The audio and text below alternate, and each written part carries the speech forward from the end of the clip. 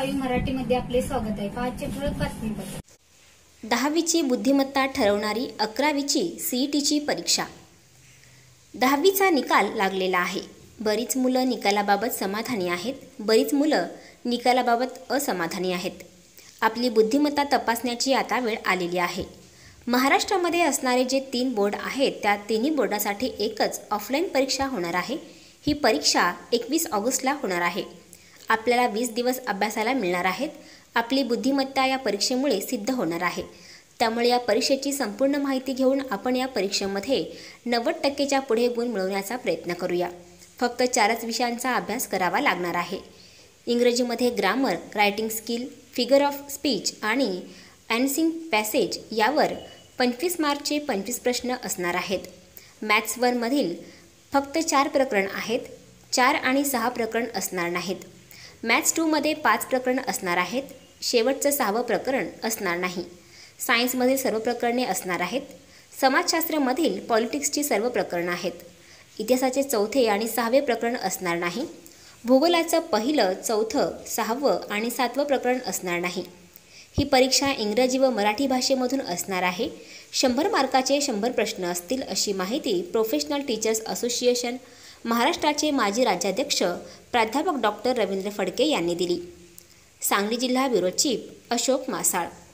मी प्राध्यापक doctor Ravindra Moreshwar Phadke, मिरजेमध्ये Phadke classes या नावाने गेली 37 वर्ष या ठिकाणी मी क्लासेस घेतोय. क्लासची स्थापना 1985ला मी केली होती. हे मी सगळं सांगायचं कारण असं की तुम्ही माझं ऐकावं की नाही याच्यासाठी लक्षात घ्या. तर सर्वसाधारणपणे मी डिप्लोमा इन कम्प्युटर आहे, BA आहे, bachelor of arts, bachelor in physical education with English method आहे, मास्टर इन एज्युकेशन आहे, LLB आहे, PhD आहे आणि सर्वात म्हणजे या परीक्षेशी संबंधित असणारी MPSC, UPSC सारखी परीक्षा जी असते, जी सेट नावाची असते परीक्षा, सेट नेट प्राध्यापकांसाठी, ती मी पहिल्या प्रयत्नामध्ये या ठिकाणी ही परीक्षा मी पास झालेलो आहे. म्हणजे ह्याच्याविषयी मला बोलण्याचा अधिकार आहे, लक्षात घ्या. आणि याच्याविषयी मी तुम्हाला मार्गदर्शन उत्तम पद्धतीने करू शकतो. तर मुलांनी ही जी CET परीक्षा आहे, ही जी CET परीक्षा ती कोणत्या विद्यार्थ्यांसाठी उपयुक्त आहे? तर निश्चितपणे 11वीच्या मुलांसाठी उपयुक्त आहे. 11वीच्या प्रवेशासाठी उपयुक्त आहे. जी मुलं 11वीला घेणार आहेत, जी मुलं महाराष्ट्र बोर्डाची आहेत, जी मुलं CBSE बोर्डाची आहेत, जी मुलं लक्षात घ्या CISCE म्हणजे इंटरनॅशनल, लक्षात घ्या इंटरनॅशनल बोर्डाची या ठिकाणी आहेत, अशा या ठिकाणी मुलांच्यासाठी 11वीच्या प्रवेशासाठी CET उपयुक्त आहे.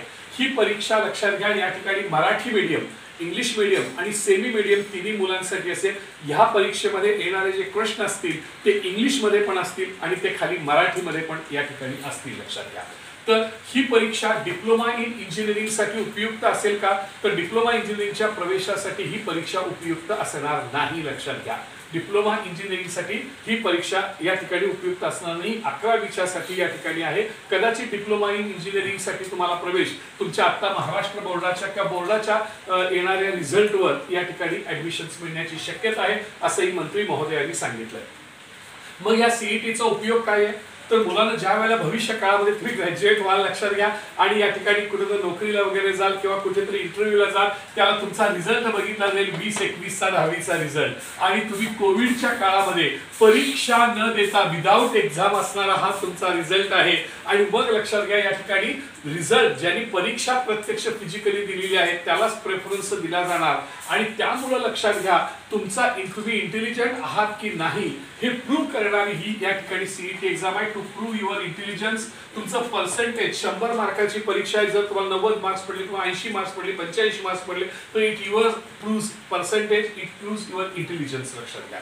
तर त्यामुळे ही परीक्षा खूप महत्त्वाची आहे. जी मुलं लक्षात घ्या ज्यांना 11वीला आता प्रवेश घेतलेला आहे, जी मुलं सध्या 11वीमध्ये या ठिकाणी शिकतायत, काही अकॅडमीज मध्ये शिकतायत, त्यांनी सुद्धा ही परीक्षा द्यावी. यामुळे तुमचा हा इंटेलिजन्स प्रूव्ह होतो, यावर शिक्कामोर्तब होतो. आणि म्हणून लक्षात घ्या तुम्ही इंटेलिजन्सची परीक्षा द्यावी अशी माझी इच्छा आहे. या परीक्षेचं स्वरूप कसं असेल मुलांना? तर 100 प्रश्न या ठिकाणी असतील आणि प्रत्येक प्रश्नाला 1 मार्क या ठिकाणी दिलेला असेल. मुलांना इंग्लिशमध्ये 25 मार्काचे 25 क्वेश्चन्स असतील.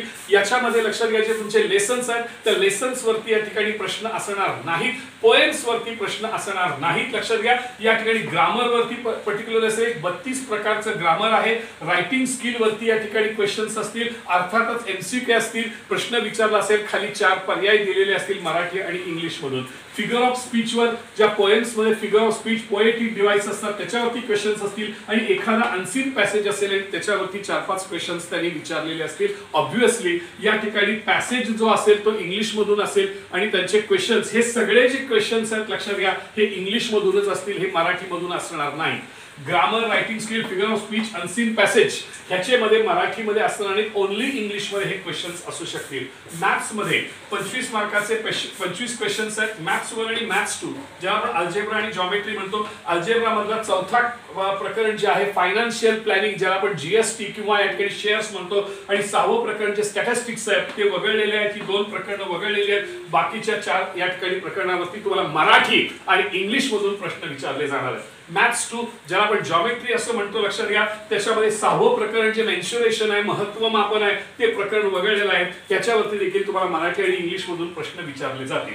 सायन्स मध्ये 25 मार्काचे 25 प्रश्न आहेत लक्षात घ्या. सायन्स 1 चे ऑल लेसन्स आहेत, सायन्स 2 चे ऑल लेसन्स आहेत. पण जे तुम्हाला 25% सिलेबस ओमिटेड केलेला आहे तो ओमिटेड केलेला सिलेबसचा तुम्ही अभ्यास करण्याची आवश्यकता यात दिसत नाहीये लक्षात घ्या. चौथा सोशल सायन्स समाजशास्त्रावरती लक्षात घ्या 25 क्वेश्चन्स आहेत, 25 मार्क्स आहेत लक्षात घ्या. जिओग्राफी मध्ये भूगोलामध्ये लक्षात घ्या पहिला, चौथा, 6वा आणि 7वा, पहिला, चौथा, 6वा आणि 7वा, first, fourth, 6th, 7th lesson वगळलेले आहेत लक्षात घ्या.